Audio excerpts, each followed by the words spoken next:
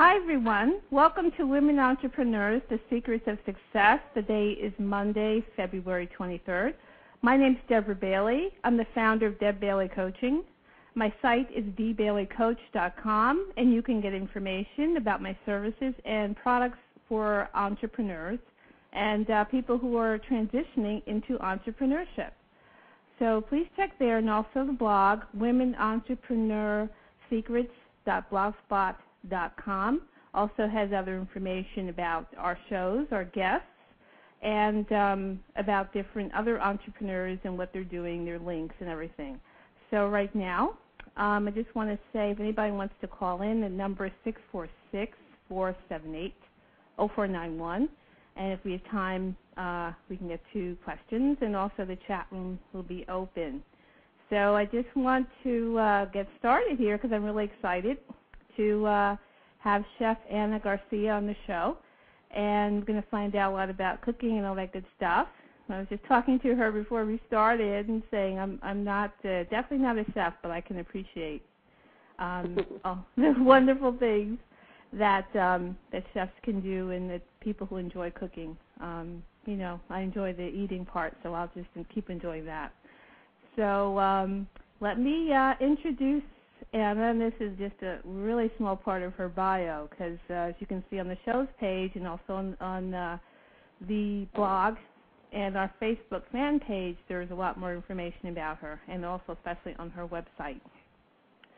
So Chef Ana Garcia is one of the youngest, most vivacious traditional Mexican chefs in Mexico today. Born in Monterrey, Mexico on December 19th, 1972, and raised in Cuernavaca. Did I pronounce that correctly, Ana? Yes, you did. Morelos, Mexico? Morelos, yes. Okay. What can I say? I'm just monolingual, so I'll just do my best here. Chef Ana traces her lineage well beyond the Mexican Revolution. The inspiration for Chef Ana's recipes and hospitality grow out of this long, rich family history in central and northern Mexico. Her abilities as a chef are intricately linked to her close relationship with her mother, aunts, grandmothers, and great-grandmother, as each passed down their culinary wisdom. She's taken this extensive knowledge and incorporated it into a culinary repertoire that includes traditional central and northern Mexican specialties, as well as experimental nouvelle Mexican cuisine using traditional ingredients in new and gastronomically adventurous ways.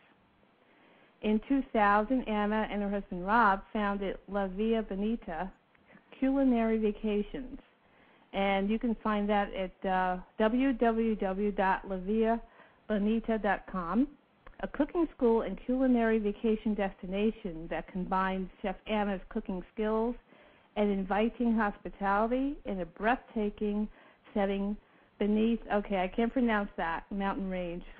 Tepoztlán. Thank you. That sounds better the way you say it. Since opening its doors, La Via Bonita has received several distinctions, including being named one of the 5 best culinary vacations worldwide by the Food Network, as well as one of the 100 best vacations to enrich your life by National Geographic Books and author Pam Grout. And I think that's pretty fantastic. Also, she'd like to offer listeners to the show a special discount for the La Via Bonita 4-day relaxation package. So you can see that on the show's page, and also we have that on the blog. And for more information, you can email reservations at laviabonita.com or laviabonita.com, the website you can go to, and you can get more information about the show and about, not about the show, but you can get more information about the special offer and mention that you have listened to the show. So there's so much more to say, but I really want Ana to get started because I know she can say so much better. So, Chef Ana, welcome to the show. Thank you, Deborah, and please call me Ana. Okay. I didn't know if there was like chef protocol. I had to. No, just call me Ana. Okay, Ana, I'm so glad that you're here. So you've got such a fantastic, family history and everything that's led you here. But I would just like to hear it in your own words, because I think you can share that much better than me reading it. So, tell me about what's inspired you to start this. Well, I mean, I've always cooked. My mom says I started around 4. I don't really think so. She's really generous. She's my mom. I think I really started more like around 10-ish to cook. But I've always loved cooking. My great-grandmother, who I knew until I was 18 years old, was a butcher and did beautiful sausages like chorizo and longaniza. And I would go to the market with her on the summer break because she believed in going to the market every day. She didn't, really like refrigeration. And I think it was also because she liked seeing her friends. So because, she used to be a butcher before, and she had stints at the market where we used to go. So, I mean, it started like that. My mom also is an amazing cook, so we've always had enriched, really adventurous meals at the house. My mom made cow's tongue and octopus in black ink and braised cow brains in black butter. And, I mean, she was really, really adventurous with what we ate at home. So that also gave me a love for eating. My grandmother's, my mom's mother also is an amazing cook and baker and very resourceful too, having 9 children. My dad's mother, even though she didn't like cooking anymore by the time I knew her, she loved eating. So I remember in the early 1980s, the first Japanese restaurant opened in Mexico City, and my grandmother had to take us there. I mean, she just had to go and try it, So basically, that's the kind of people I grew up with, and so I've always loved eating, and I'm a nurturer. So feeding people is something that has always been a joy for me. So that's how I started cooking. When I graduated from high school, I wanted to go into cooking school, but my dad is the first person who went to college in my dad's family. He did an MBA in Wharton, and so he didn't think that it was appropriate for me to go to cooking school because back then it was something that people did when they couldn't go to college, and either for financial or just they couldn't make it at college kind of reasons. And so he thought, because he's a pragmatic person, all this money spent and time and effort on me going to private school and being able to pay and him working so hard for me to be able to go to college, a good college in Mexico, why would I want to just waste it on going to cooking school, So he convinced me to go to college and do a degree in business because in Mexico when you get out of high school you go immediately into your career. There's no liberal arts. You do what you do. So I went into business school, and then when I graduated, he said, well, have a nice life. I'm done. So I had to start working, and I worked for a big company called Cemex, and they're one of the biggest transnationals that produce cement, but they're a Mexican company. And so I worked with them in PR and for 2 years. Then I married Rob, my husband, who's American, and he had his own business. And I mean, we're both kind of workaholics. We get really into working, and we realized that's not what we wanted to do. We didn't want to be working for somebody else and just or even our own business, but not spending time together. We both always wanted to have children, and so we wanted to raise our kids. We wanted to get to know them. We wanted to, be a real family in our eyes, which was to spend time together. So for us to be able to do that, we had to do a business together. So he's the one who suggested that we open a restaurant first. And I mean, just things evolved, and I thought he was completely crazy because, I've always done it as something fun, something that I enjoy doing, but it wasn't never thought of as a business, Okay. So that's what, we started with a restaurant in Cuernavaca, Morelos. And it was because I was afraid of starting with a full-blown restaurant. We started more like with a bar with tapas, with Mexican tapas, and eventually developed it as a full restaurant with a menu and dinners and blah, blah. And And so we opened at 7 o'clock at night, and I would finish at 3 o'clock in the morning. And then we also had 3 bedrooms in that property where we had the restaurant. So both of us being business people and seeing the bottom line, we thought we need to do something with those rooms. So my mother-in-law came to see us, and she's the one who kind of put into our heads that we could give cooking, or I could give cooking classes, because she would always ask me, I would love to learn how to do this thing that you served the other day. And I would teach her how to do it. Mm-hmm. So she's a teacher herself, a science teacher. So she said, you could really do this. And so Rob and I came up with the concept, and it was mostly Rob in doing the whole business side of the things. Mm-hmm. And we just started announcing or promoting ourselves on the web, and getting a little exposure, and just me getting more confident in what I was doing. Mm-hmm. I have to tell you, I have a little bit of a aversion to change, and I'm dyslexic, so I have a little bit of a learning disability. Mm-hmm. So I have to repeat things again and again and again so I can feel comfortable in what I'm doing. Mm-hmm. So after repeating things, for a while, I really feel comfortable with what I'm doing, and then, I can just jump in again. Mm-hmm. So that's how we started the cooking classes in the restaurant. Trying to survive, basically, mm-hmm. and trying to do something together. Mm-hmm. Mm-hmm. And that's fantastic, because you were inspired to do that because you wanted your family, you wanted to have this time together, and then it's like one thing just leads to another in steps. Yes, I mean, my mother was always at home. Rob's mother was always at home. Both our parents, fathers had to go out and work, and they did play a role in our lives, but, they weren't there all the time. Mm-hmm. We are lucky enough to be able to share both the raising of our children and our business. Mm-hmm. Which is pretty unusual that we get to do both together. Mm-hmm. So, like you say, it's been, one step at a time, and things just have been leading us with a lot of hard work, of course, to where we are right now, which is, we have 2 beautiful children, 4 and 1.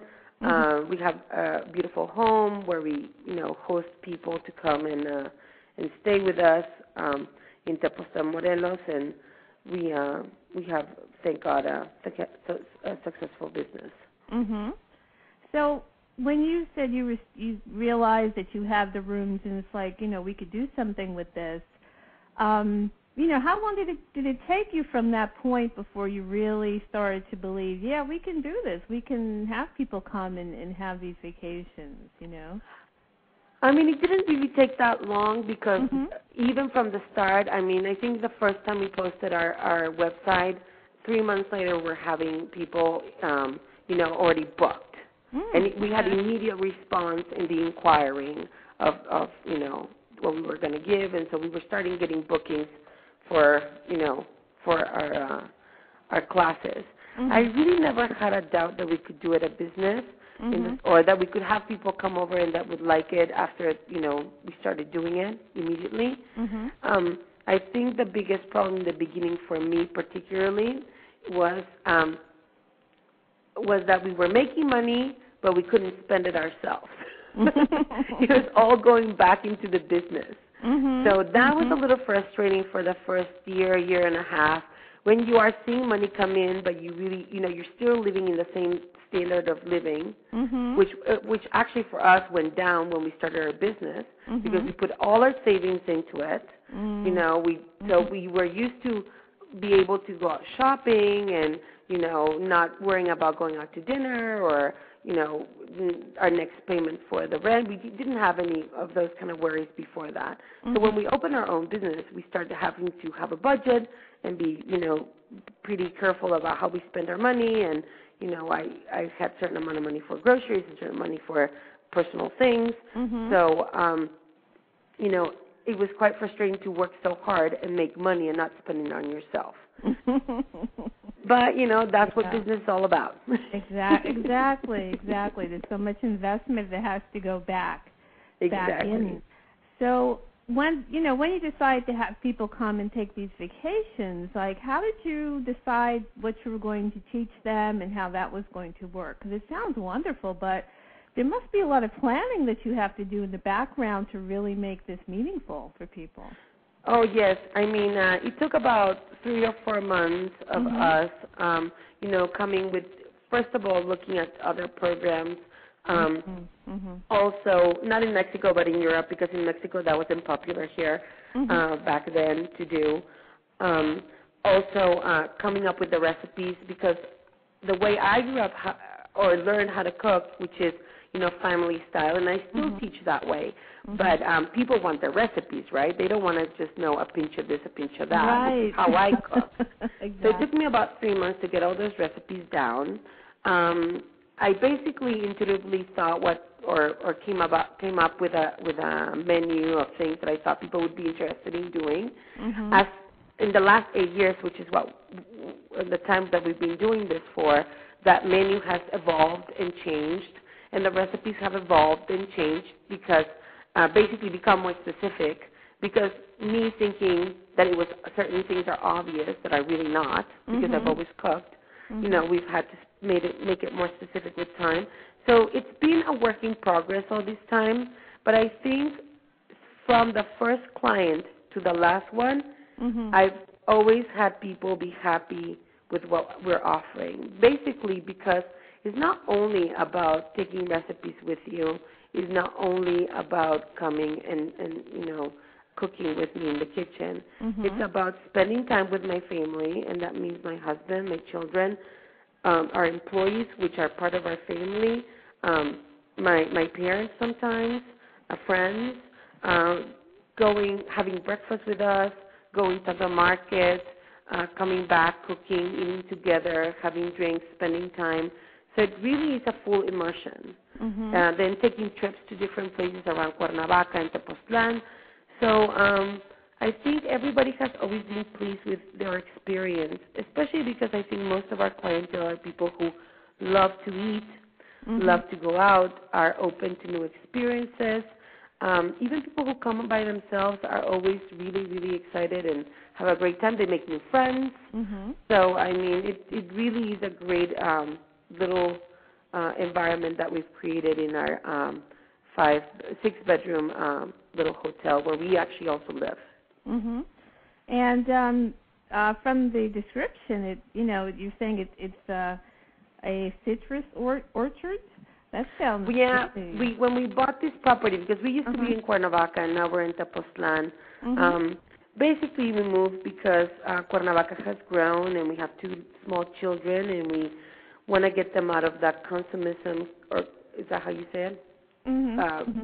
Consumerism, and out of being a big city. We want them to be outside playing with the dirt and getting dirty and just being children, So we got out of Cuernavaca for that reason, found a beautiful home in Tepoztlán, which has also made our cooking classes so much better, because now it's not only about going to buy the masa to make tortillas at the market. It's about making the nixtamal, which is the chemical process you have to put corn through in order to be able to make it digestible.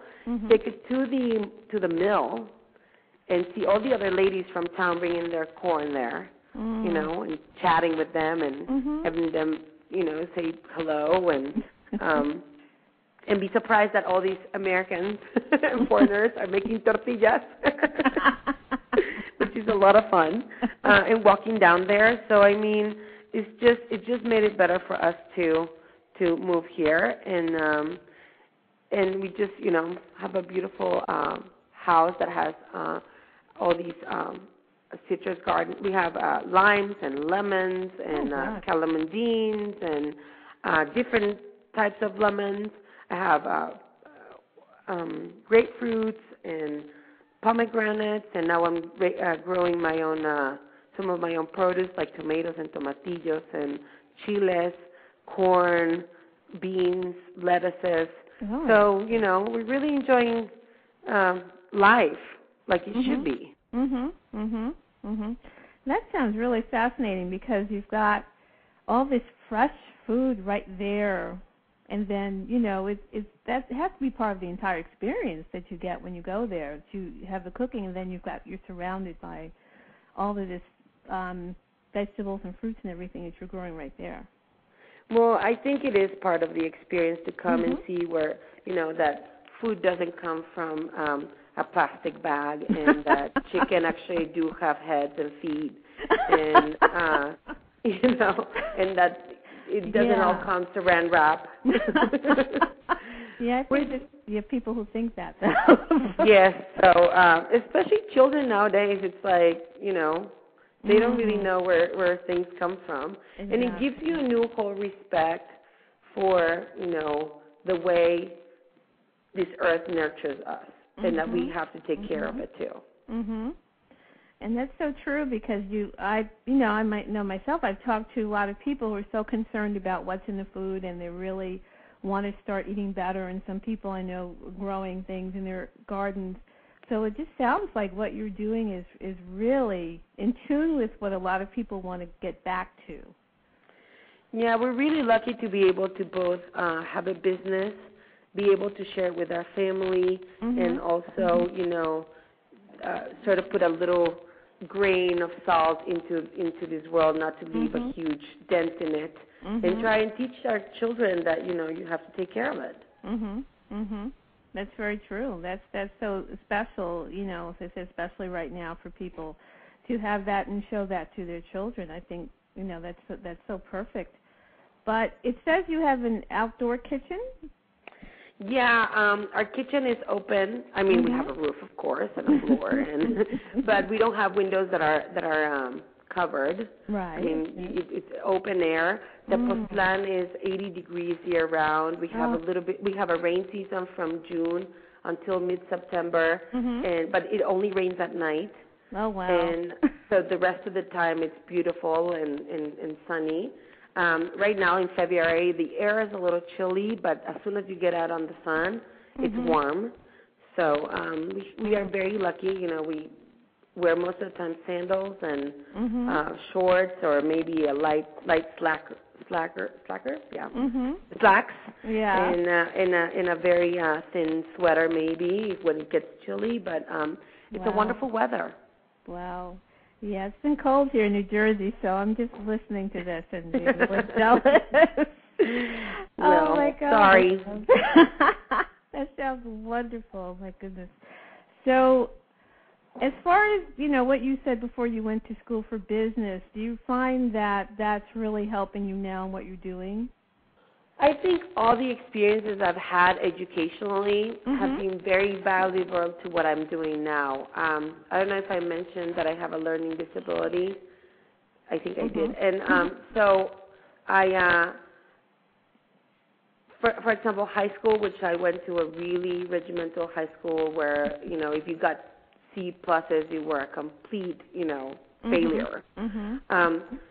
They taught me basically how to, you know, have work ethic.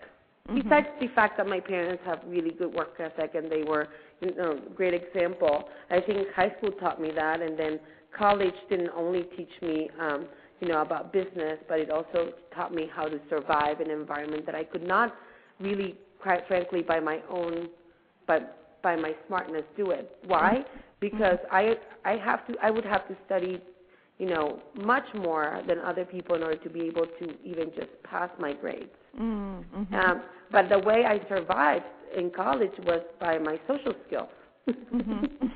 So just being in every social, you know, group that I could, that was, of course, structured within school, because that always gave you points, you know, and just learning how to do, you know, connect with people and use my charm and the way that I could, you know, connect with them in order to succeed. I think one of the smartest things my dad always told me was, like, you need to hang out with the kids who have 10s, or, I mean, 8s, because then you'll, you know, learn their habits and get A's too.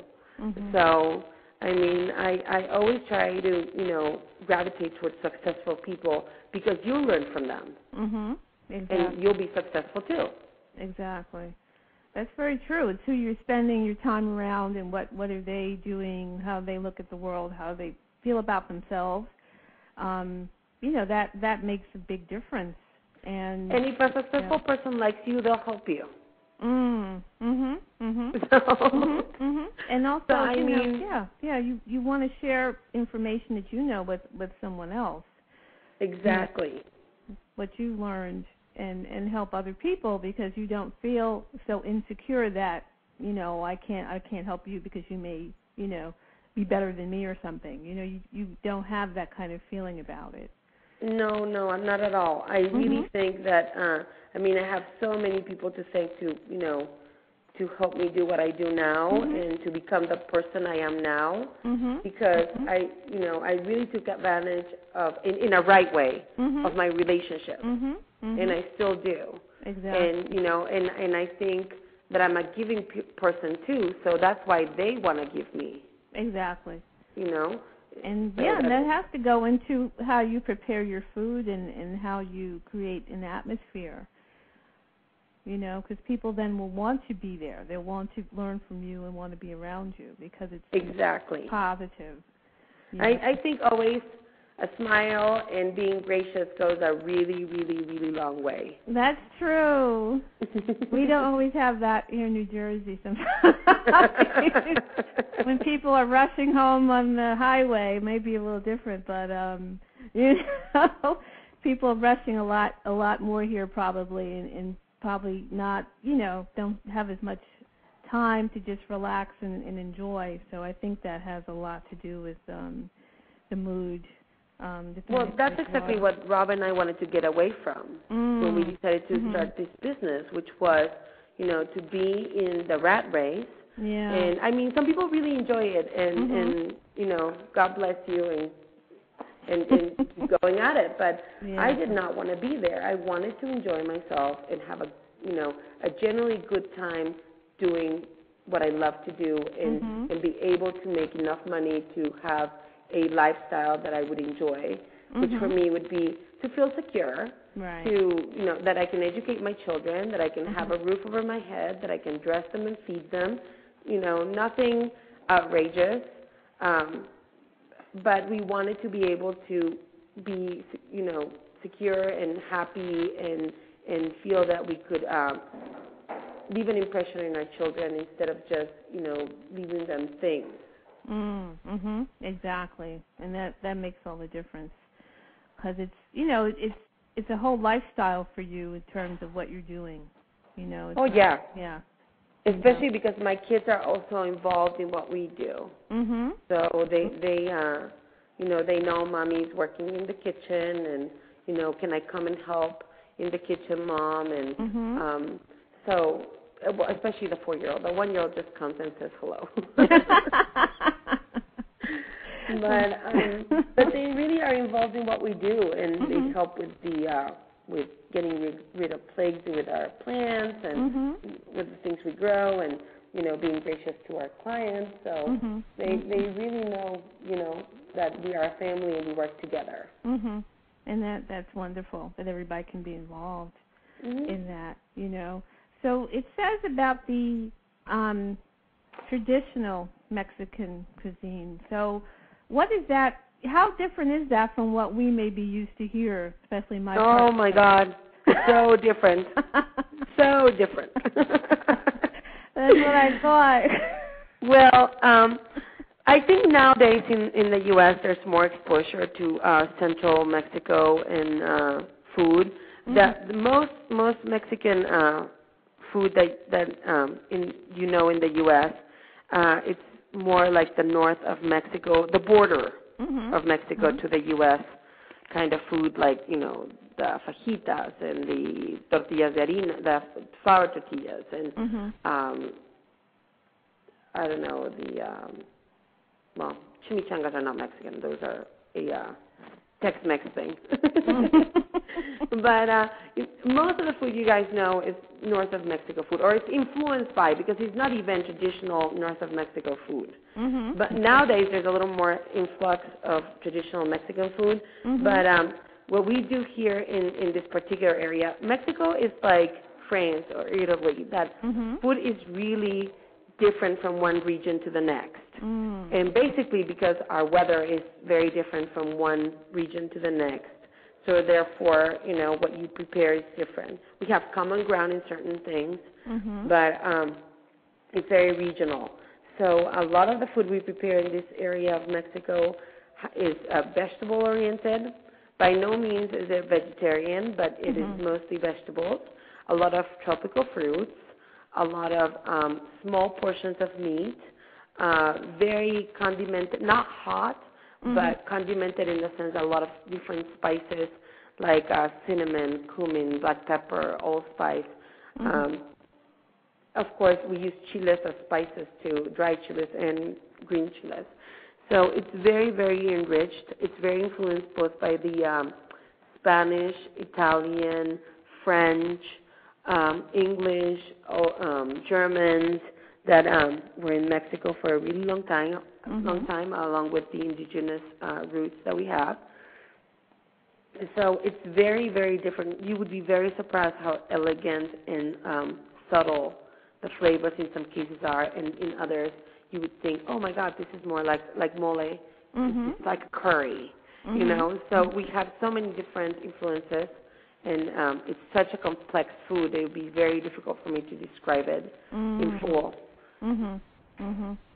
Yeah, I worked with someone from Mexico, and I can't say what part that she was from because she, had actually lived in New York, and her family's from Mexico, but she was born in New York. So she had brought some, I would say, more traditional dishes once that we had an event at work, and people brought different foods from different cultures, and what she had was just delicious, and it was just so totally different than what people may think here when they think Mexican food, and they're going somewhere and there's like all this cheese all over something. Yeah, not covered by cheese. We rarely, in this area of Mexico, we rarely eat flour tortillas. We eat most of the time, or all the time, corn tortillas, use them as our bread, basically. Like I said, we use a lot of vegetables like squash flowers, like huitlacoche, which is a corn fungus, like wild mushrooms during the rainy season, flor de zompantle, which is a flower that grows in a particular tree here, guanzontles, really very regional fruits and vegetables. Of course, we also do things that are more common in the sense of the kind of ingredients, because we also use onions and tomatoes and garlic, and so it's not that complicated for a lot of our students to find things at home, especially nowadays. You can find almost everything in the U.S., but I also want to have them taste things that they would never taste in the U.S. It should be, for me, the classes should be two things. One, to learn how to cook things at home, and the other one is to experience something completely different than what you would regularly experience at home. And it sounds wonderful. So, and you also, I guess from what I've seen, say on the Food Network or something like that, there's a lot. Do you use a lot of chocolate? I mean, no, not really. We use a little bit of it in mole, but not a ton of it. And also, I mean, in our cooking, like desserts, we don't use a ton of chocolate, but we use chocolate because cacao, which comes from the Americas and basically from Central America and Mexico, wasn't used as a candy here. It was more a coined in a certain point in a drink, a bitter drink, more like coffee that was drank during ceremonies. So the candy tradition of chocolate is more a European tradition, that they took the cacao to Europe and then created their a candy with it. Yes, because I've heard of the mole and, having chocolate. I'm like, oh, my goodness, what? It has chocolate. It's just to balance out the flavors, but it's not a chocolate sauce. Right. Because you think of chocolate, at least here, you have a different thought of what that means, So I think it's just so fascinating that you can go different places and you can have these ingredients, but they're used so differently, and, there's different flavors and different things that you're used to being exposed to. So definitely that's something that we do here, expose people to different flavors, things that they wouldn't be able to find at home. or even sometimes they can find them, but not at the quality we have them here because of our environment. Right. And you can't find. My mother-in-law always complains about papayas in Iowa, and then she comes here and she's like, "Oh my God, your papayas are so good," and I love papayas. I'm like, "Yeah, they ripen." Yeah, that's got to be a big difference. Exactly. So, but I mean, it just travels so long, and it's cold, and in her house she has either the air conditioning or the heat, so the poor thing cannot ripen properly. That's true. That's so different. Yeah, that is different though, because we get these things in the stores from all over, and you don't even think about how that affects them. Affects the flavor, and if you really go to where it's actually growing and everything, it's got to have a totally different flavor than yes. it's used to. Yes, it does. Oh my goodness! Wow, my mouth is watering already. So I was seeing in your bio about you were working on a TV show, or do you want to talk about some things that are coming up for you? Well, I mean, you know how businesses are. I mean, we've been working on a TV show for quite a while. Mm-hmm. It's a work in progress. It seems like we're getting closer to actually getting it done and bought and aired. But I've learned that I cannot get myself too excited until it's actually out there, because I mean, we'll still be working. It's just something that you have to be patient with. You can't get impatient, and you have to just see that every little battle that you win, it's a success, and enjoy it at the moment, but you can't obsess about it. You know what I mean? Mm-hmm. Otherwise, it just becomes really frustrating. Mm-hmm. Mm-hmm. So we are working on a TV show, and hopefully it'll be airing very soon. Oh, great. That'd be wonderful, I think. Yes. If people can really get to see more of these different types of recipes, and also see, your place, I think that'd be really fantastic. Yes. So are you also working on a book, or have you written any cookbooks? I've written a book. It hasn't been published. We would ideally want to put it along with the TV show. Mm-hmm. I do use a lot of my recipes that I have for my classes. Mm-hmm. I feel that the best way to promote myself is to share. Mm-hmm. So when people ask me for recipes, I just freely give them, as long as it says that it's mine. But I just it's all done. It just has to be published, basically. Well, see, I think writing it and putting it together is probably the hardest part. So once you have that together now, it's just a matter of just getting it out there. So yes, I think it sounds like it'd be really, really fantastic. So, and when people come out to visit you, I suppose they can take back some of the recipes, like written down. Oh yeah, we my husband's a lawyer, so he is very professional. Mm-hmm. And not that I'm not professional, but he is very professional, and he made this beautiful manual for me with history of the town, things that you should and should not do, weather, stuff like that. History a little bit of the food.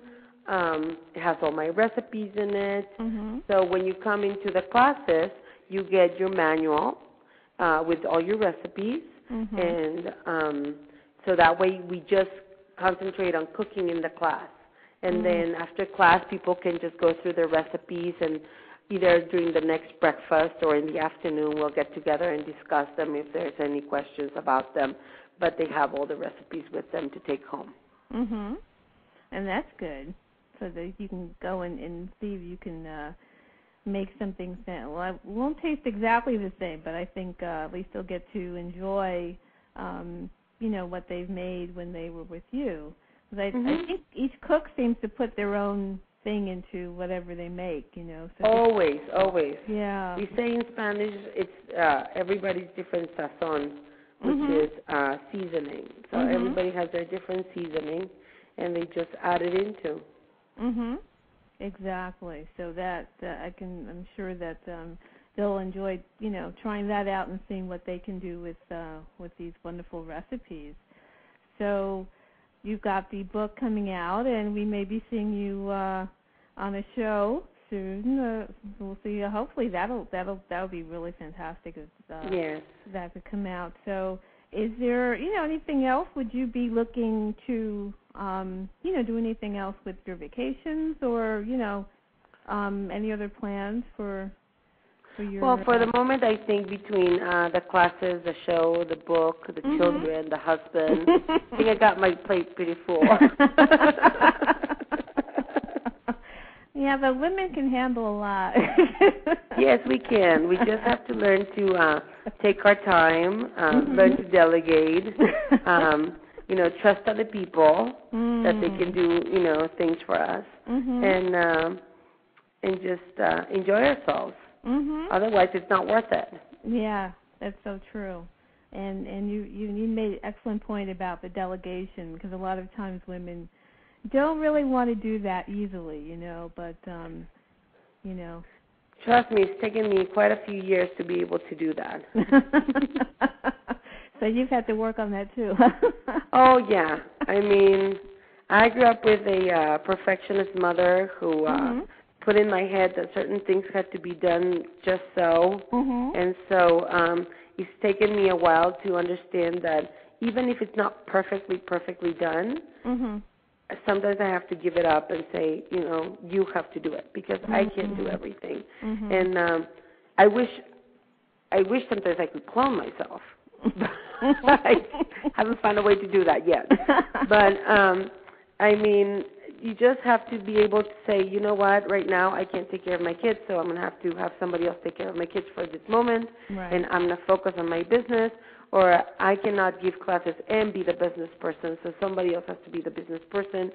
So, you have to learn to compartmentalize and, do what you are best at. Focus on that, and let other people help you with other things. And that, I think that's perfect, what you said. That's perfect, and that really has something that we can all learn from, because that, trying to do it all is just not going to give you good quality of life. So no, and it's a work in progress. I mean, I remember Santiago, my youngest, I was breastfeeding him. He was 5 months old, and I arrived to my mother's house, and she said, "Boy, honey, you look bad." And that's not the word she used. And I'm like, really? You think so? It's like, you need to stop breastfeeding that child. I mean, you can't be a businesswoman, a perfect mother, and, breastfeed that poor child at the same time. You have to stop doing that and just, he's so lucky to have you. He's so lucky you did that until 5 months. You just, need to be able to take care of yourself so you can take care of them and take care of your business. And I think I just needed somebody else to tell me that. Yeah, at that moment. And that's true. I think a lot of us could use that kind of advice. Well, Ana, this has been wonderful. We're probably a little bit less than a minute left, so I want to thank you so much for taking the time to speak with me today and for your offer again. And, please visit Ana's site, viabonita.com, and also check our website or shows page, womenentrepreneursecrets.blogspot.com, where you can read more about Ana, and you can read about the offer that she gave to listeners, and you can get the information to visit her site. So, Ana, thank you so much, and I wish you much success. Thank you, Deborah. I really appreciate it, and I hope this was good for your audience. Yes, I'm sure it will be. I know I enjoyed it. Thank you very much. I enjoyed myself, too. Okay, then. So, once again, everyone, as I said, check for the upcoming show. It'll be on Wednesday, and you can get more information about our guest, Ana, at the blog or on her website, viabonita.com. So thanks very much for joining us, the Women Entrepreneurs, the Secrets of Success. Have a great day. Bye-bye, Ana. Bye, Deborah. Thanks for joining us. You can also join in the conversation on facebook.com/women entrepreneurs and on the website womenentrepreneursecrets.com. And don't forget to listen in on dvcoach.podomatic.com and on iTunes.